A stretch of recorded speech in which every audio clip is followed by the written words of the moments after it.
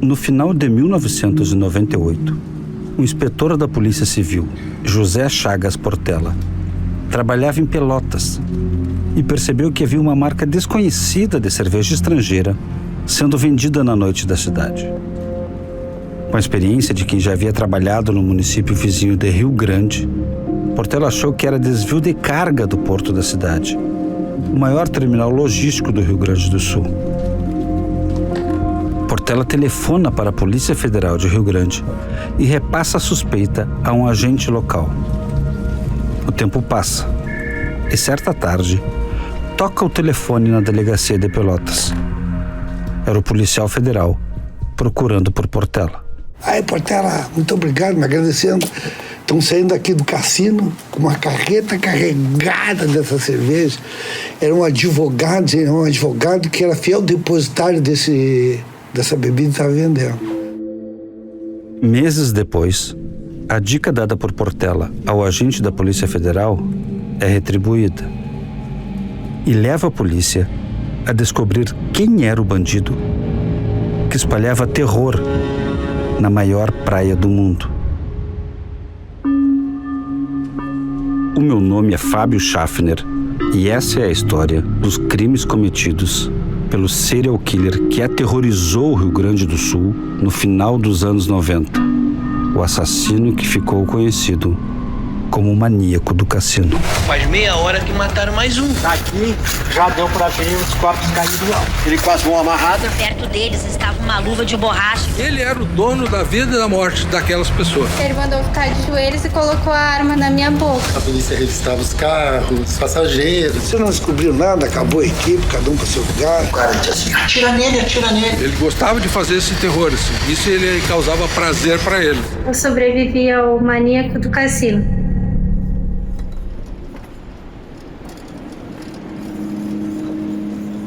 A morte de Silvio Bias e Adriana Simões, nos moles da Barra, eleva para 14 o número de assassinatos em Rio Grande nos primeiros 3 meses de 1999. Para ferir ainda mais a autoestima dos moradores, o duplo homicídio tinge de sangue o principal cartão postal do balneário. Cada vez mais assustada, a população busca formas de se proteger. A venda de armas e munições cresce nas lojas especializadas. O movimento em bares e restaurantes despenca. E o prefeito Wilson Branco sugere que as festas acabem mais cedo. Com mais de 500 agentes patrulhando as ruas, a polícia faz abordagens, revista carros e pessoas. Antônio Mosquer, professor da Fundação Universidade do Rio Grande, a FURG, lembra de ser parado pela polícia e dos cuidados que tomava ao chegar em casa. O policiamento ia se tornando mais ostensivo, então a gente quando vinha, ele chegava no cassino à noite, tinha barreiras na estrada, a polícia revistava os carros, né? Revistava os passageiros, a gente abria o porta-malas. E eu, particularmente, como morava num lugar isolado e bastante próximo da praia, então eu dava aula à noite. Eu chegava em casa e saía da FURG 20 para as 11. Na época a estrada não era duplicada, então o trânsito demorava um pouco mais. Eu chegava em casa em torno de 23 horas e 10. Então eu tinha 2 cachorras que ficavam soltas no pátio. Então eu parava o carro na frente de casa, eu abria o portão, entrava, abria um segundo portão, colocava as cachorras dentro de casa e depois fazia o procedimento inverso e guardava o carro, né? Mas extremamente apavorado, assim, à noite, né? E ontem eu lembrava, retomei o acontecimento. Se fosse hoje eu não faria, eu iria para um hotel e não ia para casa, né? Eu achava que ia... Hoje eu vejo que havia muito risco ali também. Quando desconfia de alguém nas abordagens, a polícia pede para que a pessoa tire a camisa, em busca de uma tatuagem de águia no ombro direito. Em poucas semanas, 13 suspeitos são detidos. Entre os alvos prioritários, os suspeitos de sempre, ex-presidiários e foragidos da justiça, mas também pescadores em geral e tatuados em particular, também recebem atenção especial. Durante uma viagem de ônibus de Pelotas à cidade de Joinville, em Santa Catarina, um homem assusta os passageiros ao descrever detalhes dos crimes e zombar da investigação policial. Dias depois, ele é preso e tem a casa revirada pela polícia. O homem é solto após prestar depoimento, ao se revelar um representante comercial que passou a viagem inteira mentindo, só para impressionar as pessoas ao redor. Sem novas pistas, a polícia patina. Viaturas percorrem a praia de noite. Agentes caminham pela areia de lanternas na mão. Mas o patrulhamento ostensivo afasta o assassino da beira-mar. Então, a estratégia muda. Policiais à paisana fingem ser namorados em carros estacionados na praia, enquanto colegas ficam de tocaia em prédios da beira-mar, vasculhando as dunas com equipamentos de visão noturna, especialmente emprestados pelo Exército para a operação.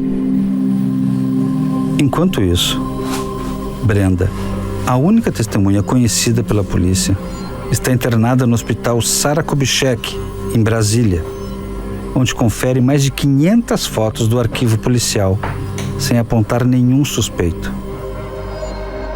A frustração entre as autoridades era cada vez maior, como conta o delegado regional de Rio Grande à época, Pedro Álvares. Tudo que era possível na época, com a estrutura que nós tínhamos, aconteceu, sem resultado.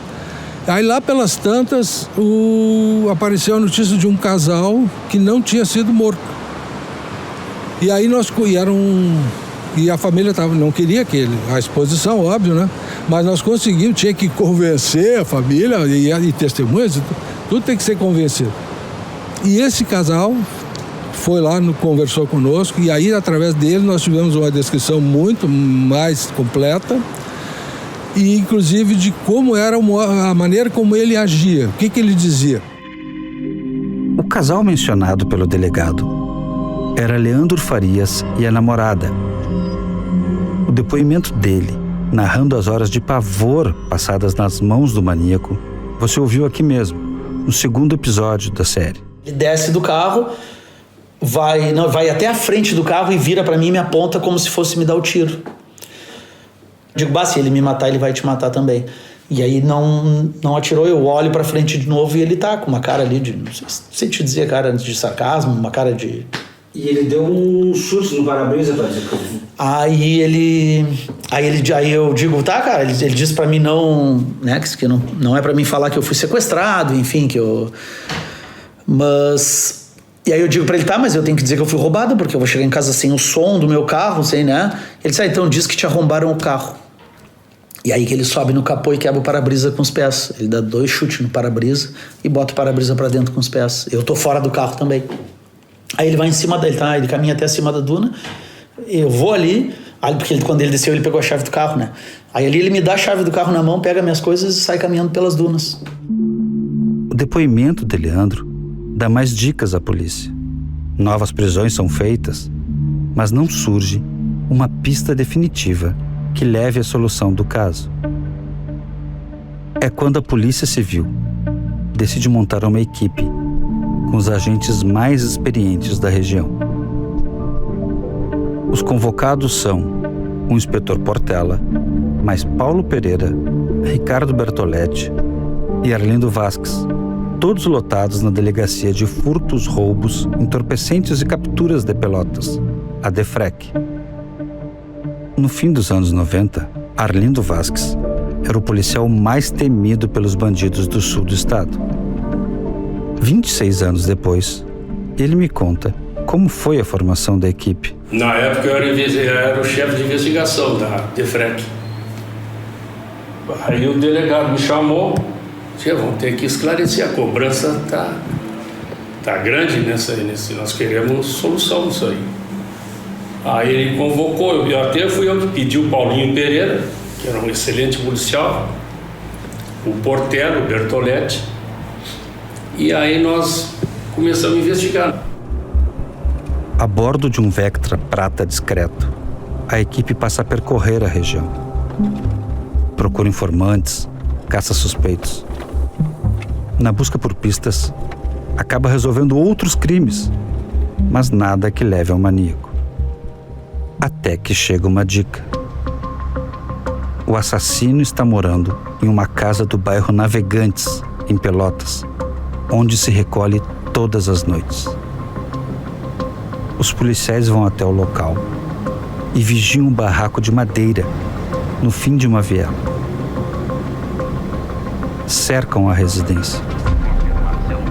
Não tem luz acesa, mas o barulho de um radinho de pilha denuncia a presença de alguém lá dentro. Ricardo Bertoletti conta o que aconteceu em seguida. Eu quebrei a porta. Quando eu caí dentro da casa, um barraquinho, uma pedra. Pedalasse a porta? Pedalei a porta. Eu e o Paulinho na porta, eu abrindo e o portelo lá de fora. Cara, quando eu quebrei a porta, tinham dois lá dentro. Tudo escuro, nem vi. O cara disse assim, atira nele, atira nele. Eles acharam que eram os contra deles. É uns magrão que são do crime. Não tinha nada a ver com o maníaco de cassino. Cara, aí atira nele, aquilo ali não é fácil, cara, escutar isso aí, mano. Tu vai tomar tudo escuro. Cara, chega, arrepia o cara assim aqui, sabe? O cara parece um bicho, assim, tu fica, Cara, eu saí pra trás, de dois tiros pra dentro, assim, mas só que eu dei reto. E do lado de fora, os caras, tô atirando nos caras. Fizeram uma peneira, né, cara? Bum. Ferido, o suspeito é levado ao hospital e interrogado. Mas era uma pista fria. Os 4 policiais passam os dias na estrada, garimpando informações, vasculhando becos e abordando qualquer homem forte e com tatuagem no braço que se pareça com a descrição das testemunhas. Num único dia, chegou a percorrer 1.000 quilômetros em 2 viagens de ida e volta de Pelotas a Porto Alegre. O cansaço e o fracasso desanimam a equipe. Arlindo sugere aos colegas que concentrem a investigação no território que eles melhor conhecem. Eu disse pro Portela, vamos trabalhar aqui em Pelotas, não adianta nós ir a Rio Grande, ninguém vai nos dar informação. Lá já tem esse monte de polícia lá, tinha a polícia da delegacia, tudo de Rio Grande, mais o pessoal do DEIC, toda a investigação de Porto Alegre praticamente. Tinha mais de 30 policiais investigando. É quando a equipe decide retomar uma pista antiga. No começo desse episódio, eu contei como o inspetor Portela tinha ajudado um colega da Polícia Federal a solucionar um caso de desvio de cerveja importada do Porto de Rio Grande. Meses depois, o agente retribui a informação. Um certo dia, eu sou procurado, um cara me liga, o agente da Polícia Federal me liga, Portela, eu quero falar contigo. Aí eu disse, então, vem que eu vou te aguardar na delegacia hoje, lá que já foi, e eu vou te esperar. Aí, porque eu estava viajando todo o tempo na rua, ele chega na delegacia acompanhado de um rapaz. Se eu não me engano, o cara era um funcionário da Receita Federal ou da Justiça Federal. Ele era colega da Ana Maria, da guria que morreu. Ele disse, olha, esse cara aqui assim, tem uma história para te contar de um advogado que vem de Pelotas e narrou alguma coisa para ele a respeito desse crime aí. Aí ele me conta o seguinte, o advogado falou para ele, disse que não existe a casa, aquelas cervejas lá, o cara veio me procurar, o agente da Polícia Federal veio me procurar porque ele me conhecia, né? Então ele me procurou porque eu ajudei ele e ele veio me procurar sobre aquele crime ali. Então não existe a casa para mim. Aí o cara contou, o negócio é o seguinte, o advogado X, deu o nome do advogado, veio me procurar e contou que a empregada dele, a empregada doméstica dele, mora na Z3, e no dia X ela vinha vindo para o trabalho pela manhã, no primeiro ônibus da Z3, quando repentinamente alguém sai do mato e faz sinal para o ônibus parar, num lugar que não era a parada de ônibus. Para quem conhece ali, antigamente era no camping, a parada junto, que depois não mais a gente pela ponte outra parada. No bar tropical. Ali não, ali na parada. E isso chamou a atenção de todo mundo no ônibus. E que ela ouviu um rapaz dizer pro cobrador que conhecia aquele cara. E que aquele cara tinha passado o dezembro todinho, o final do verão todinho, na Z3. E ela vai trabalhar e que ela, à noite, quando ela retorna à noite, ela vê a reportagem na TV daquele crime. Né? E que ela achava que tinha tudo a ver, né? Pelo local, que é o lugar onde o cara saiu. De posse de informação, eu fui com eles até o advogado. O escritório de advogado era perto do INSS aqui na Barroso ali. Mas o cara não estava. O cara não estava lá, o advogado, não fiquei sabendo quem seja até hoje esse advogado. Como também não sei quem é essa senhora aí. Mas eu não esqueci o que o rapaz me contou. O que eu fiz? Fui para Z3 no dia seguinte, peguei o ônibus. Portela identifica a testemunha que conheceu o homem sujo e mal encarado, que saiu do mato e subiu no ônibus da Z3 naquela manhã em que os corpos de Ana Maria e Márcio foram encontrados no Totó. Bertoletti lembra bem como foi difícil tirar qualquer informação do rapaz. Quando fomos falar com o cara se travou todo. Esse Magrão tem coisa para dizer, o cara já sente na hora ali. Porque ele conheço o cara, tal, se não tivesse nada. E o cara, nós precisamos saber disso aí, assim, sabe? Tá morrendo um monte de gente. Ele, cara, vai, esse cara, vai, meu velho. Tu não vai aparecer. Só que a testemunha resiste à pressão dos policiais e não fala nada. Essa conversa tinha acontecido em março. Como não houve avanço, os policiais seguiram com outras linhas de investigação. Mas já é 23 de abril. Faz quase um mês que o maníaco matou pela última vez. A população de Rio Grande segue apavorada e a polícia não tem a mínima ideia de quem seja o assassino. Decepcionado com o fracasso da investigação, o delegado Adilson Mazin decide dissolver a equipe. Portela não aceita entregar os pontos e pede mais uma chance. Ele quer insistir na pista do passageiro mal encarado da Z3. Passaram 30 dias, 29, 30 dias, o delegado Mazin me disse, olha, você não descobriu nada, acabou a equipe, cada um para seu lugar. Aí eu disse, não pode ser assim. Peguei o telefone e liguei para a delegacia regional. Falei com o delegado Gilmar. Delegado Gilmar, eu sei isso, e contei essa história até agora para o delegado Gilmar. Gilmar, é isso que eu sei. Tá? Tudo que eu preciso é um tanque de combustível. E deixar, a partir de agora, que eu coordeno a investigação sobre isso. Pô, eu sei. Ele, Portela, passa aqui, pega o teu tanque, pega o teu vale. Isso na sexta-feira à noite, à tardinha. Aí eu disse, o delegado Gilmar me deu mais um tanque de combustível e nós vamos investigar agora aquela informação que eu tenho. Portela reúne os colegas e parte para o local de trabalho da testemunha, onde mais uma vez pressiona o rapaz por um nome, um endereço, uma mísera pista que possa levar ao autor dos 7 assassinatos. Aí eu começo a conversar com ele, e ele tá dando ideia. Aí eu pensei, vou partir pro lado emocional da cabeça desse louco. Eu sei que, vou dizer uma coisa pra ti, se tu tiver consciência, tu vai levar pro resto da tua vida, que tu podia ter evitado X morte e pode evitar que mais mortes venham a ocorrer. Cara, tudo que eu quero é que tu me ligue, me diga pra mim quem é o cara. Não precisa tu me ligar, pede pra alguém me ligar, tu tem meu número, alguém me ligar e me dizendo, é o fulano. Tá bom. Saí dali, sábado. Acho que foi domingo de tarde. Toco o telefone no celular. Era ele. Mas o desgraçado era tão cagão que ele não me dá o nome do cara. Ele me dá só o número da casa. Eu disse, meu. Aí nas ITs, quantas ruas tem com esse número aí? Me dá um ponto de referência, meu irmão. Me dá um bar, um armazém, qualquer coisa aí que tem um mercadinho, uma loja nessa rua aí. O informante dá uma referência. Diz que a casa de veraneio de um comerciante muito conhecido em Pelotas fica bem em frente à residência do suspeito. Os policiais vão até a loja dele, pegam o endereço e rumam para a Z3, a colônia de pescadores do município. E em frente tinha 2 meninos fazendo o quê? Desmanchando bateria.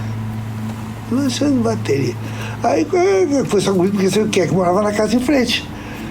Aí conversa vai com os guris, diz, não, essa casa aqui é do dono de uma aparelha de pesca de Rio Grande. E tá, mas quem é que tá morando? Ah, aqui é um empregado dele que passou o verão todo aí. Como é que era o cara? Aí ele começa a descrever o cara. Aí, que foi a primeira descrição que a gente tinha feito? Que eu tive a convicção que era tatuagem no braço. Ele tinha uma tatuagem que era famosa, que eu acho que não lembro se era um dragão que ele tinha no braço. Um cara forte, sim, tinha um dragão. Conversa com os guris, ele disse, o guri disse, não, ele tinha uma pistola. Uma pistola ele tinha. Aí me deu o calibre da pistola, calibre dos outros homicídios, né? Inclusive ele tentou me vender essa pistola, tentou nos vender por 2 motivos, uma vez dentro do ônibus, outra vez aqui, por 2 vezes ele ofereceu a pistola para os guris. Não deu outra, pegamos os guris para a delegacia, tomar depoimento dos guris, né? Aí conversa vai, disse, não, ele tem uma namorada aqui, ele tinha uma namorada aqui, identificamos a namorada. Dalva.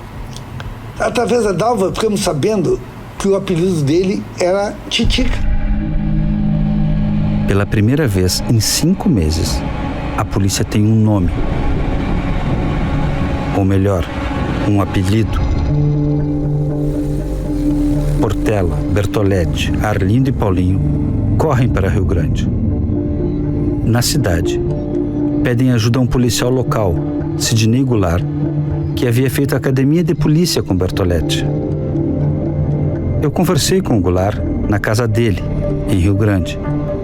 Enquanto preparava um guisadinho com cenoura para o almoço, ele me conta do dia em que o Bertoletti chegou com um fiapo de informação. E o pessoal de Pelotas veio aqui a propósito.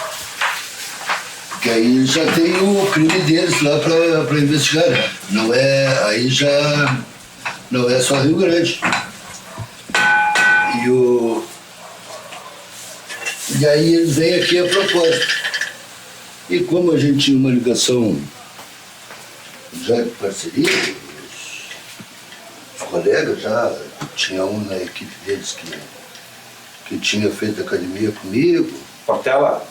Não, o Bertoletti. Comissário Bertoletti.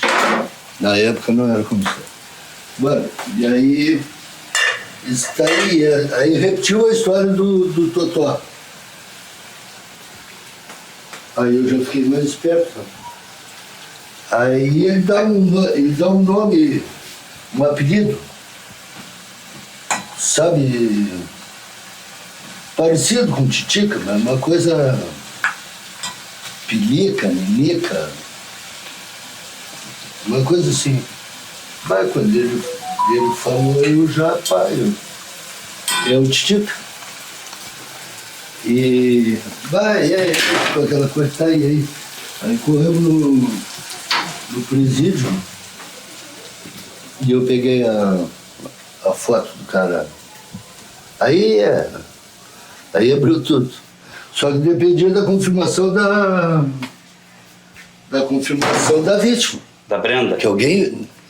Primeiro, lá no Totó, que eles iam procurar quem viu ele saindo do mato. Aí o pessoal de Pelotas ficou me esperando enquanto eu fiz essa caminhada, né? Aí cheguei, entreguei a foto e dei o nome. Paulo Sérgio Guimarães da Silva. Portela está ao volante do Vectra Prata, estacionado diante da antiga refinaria Ipiranga, quando o Goulart chega com a ficha prisional do suspeito. Agora, os policiais não têm só um apelido. Tem um nome, uma foto e um endereço. Conseguiu um xerox da carteira dele de presidiário. E ali constava, inclusive, quem visitava ele, que era a mãe dele. E o endereço da mãe. Eu disse, opa, já sabemos quem é o Titica, o fulano de tal, né? Já tem uma foto dele, que até agora a gente não conhecia ele, tem uma foto dele e temos o endereço da mãe dele, da pessoa que visitava ele. Só que era na Barra, em São José do Norte. Com o endereço em mãos, a equipe corre para o centro de Rio Grande, deixa o Vectra e pega a primeira balsa para São José do Norte. A travessia pela Lagoa dos Patos dura meia hora, cruzando o estreito que deságua no mar. Chegamos lá, a delegacia estava fechada. Claro, já era meio-dia passado, a delegacia estava fechada. Ficamos aguardando até 1h30 da delegacia abrir. Eu contei para os colegas que se passava e ele nos leva até o endereço da mãe dele. No ninho da Polícia Civil? No ninho, uma viatura ostensiva, preta e branca, né? Foi até bom esse detalhe aí. E ele nos leva lá. Na chegada do endereço, tinha um guri na frente, assim. Pô, eu nunca acabei tanta areia na minha vida. Tinha um guri, e dizia, aqui mora Titica, morava Titica. E pegava, chama a gente, vem aqui pegar a pistola e dá tiro aqui, dá tiro. Pô, pegamos uma pá do guri, cidadão uma cavareia. O que nós queríamos? Procurar projetil para fazer balística. Né? Vamos procurar projetil para achar balística. Cavaram? Claro, não cavamos um monte lá, não achamos coisa nenhuma. Mas na frente da casa, na frente da viu, casa, a Vera não viu, ninguém viu ali. Bom, não achamos nada, vamos bater na porta. Aí batemos na porta. Antes de bater na porta, a equipe pensa no que dizer, qual estratégia usar. Bertoletti me conta que foi Paulinho Pereira, o policial mais experiente dos 4 e já falecido, quem teve a melhor sacada. Bom, fomos na casa do cara. Eu olhei uma velhinha normal, o Paulinho Pereira, veterano. Já fez a leitura na hora, é crente. Saia. Aqui, cabelo desse tamanho, velho, com cabelo comprido, ele é crente. Cara, ele meteu no mar mental nessa.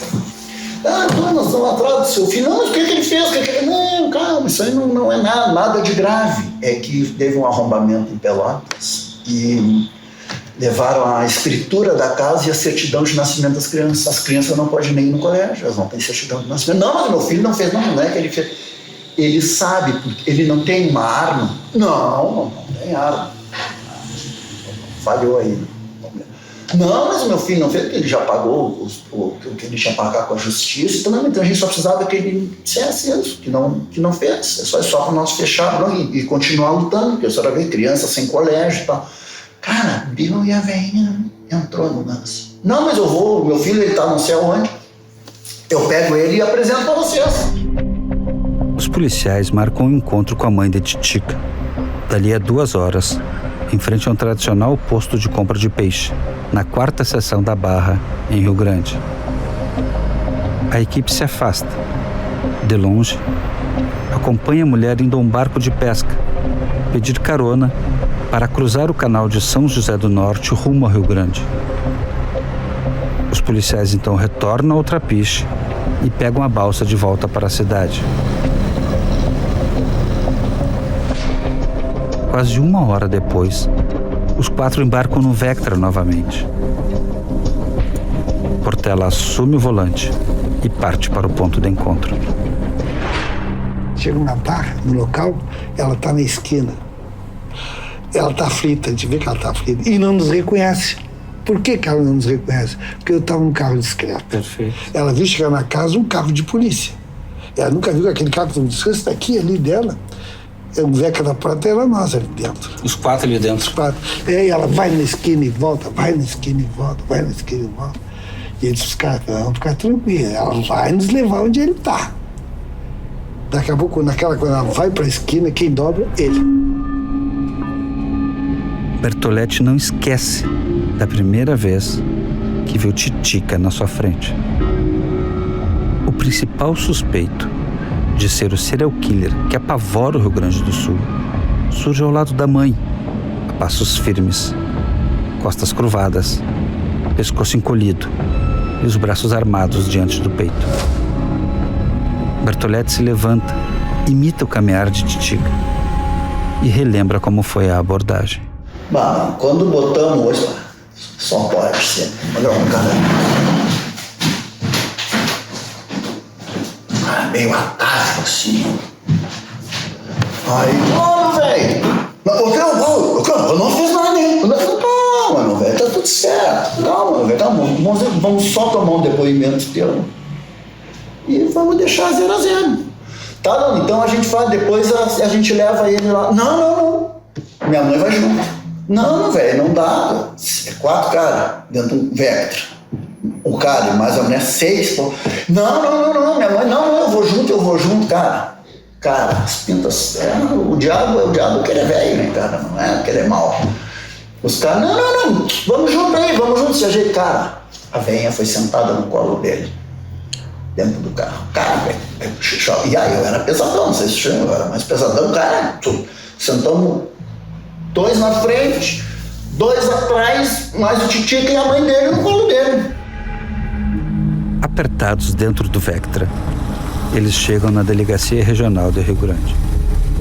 Na entrada, avisam discretamente: prendemos o maníaco. Um frenesi silencioso percorre a repartição.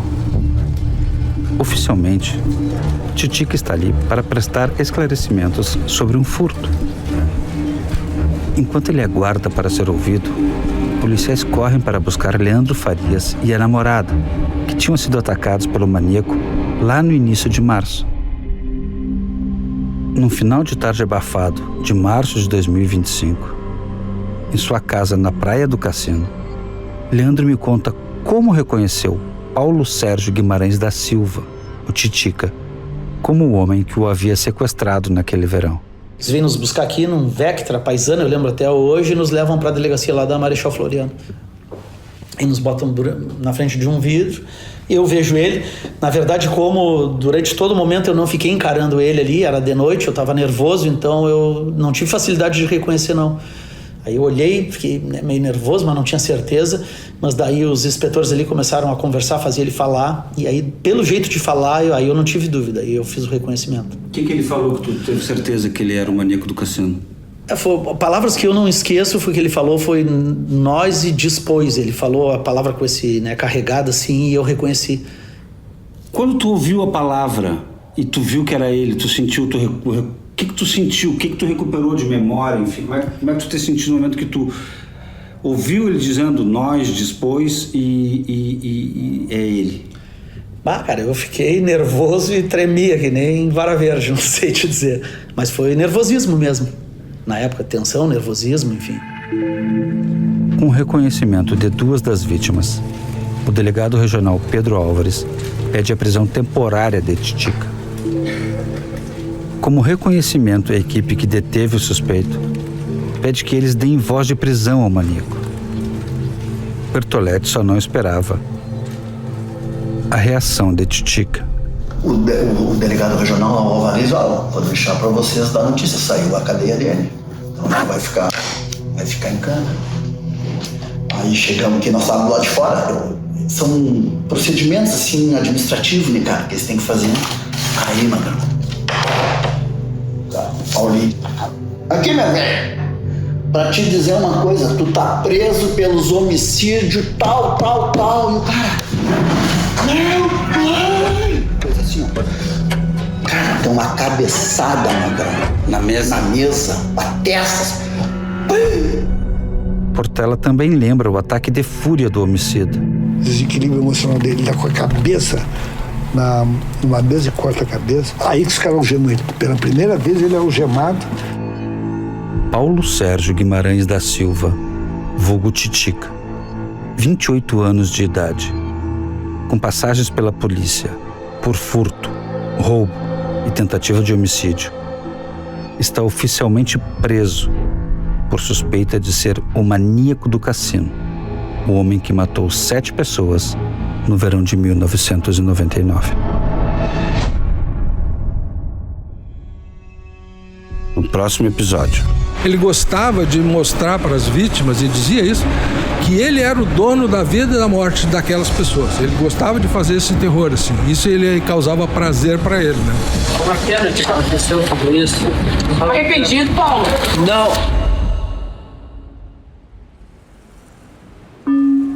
O Maníaco do Cassino é uma produção original de 0 Hora. Em GZH, você confere uma página especial com todos os episódios da série, além de conteúdos exclusivos, como fotos, vídeos e outros detalhes do caso. Acesse gzh.com.br/Maníaco do Cassino. Reportagem, roteiro e locução, Fábio Schaffner. Ao longo dos episódios, você também ouve as vozes de Felipe Croce, Letícia Mendes, Humberto Treze e Isabel Marquesan. A fotografia e a captação externa de áudios e vídeos são do Renan Matos e do Matheus Bruxel. Transporte, Eduardo Prauschner. A edição e desenho de som são do Rafael Lindemann. Design, programação e arte, Douglas Menezes, Jonathan Sarmento, Kevin Shibuya e Gilmar Fraga. A edição de vídeo é da Lisiane Munhoz e da Mari Lapinski, com finalização de Tiago Medeiros. A edição de texto é da Cris Basílio. Coordenação de conteúdo, Jaime Silva. Coordenação de podcasts, Larissa Guerra. Gerente multimídia, Eduardo Rosa. Gerente de conteúdo, Pedro Moreira.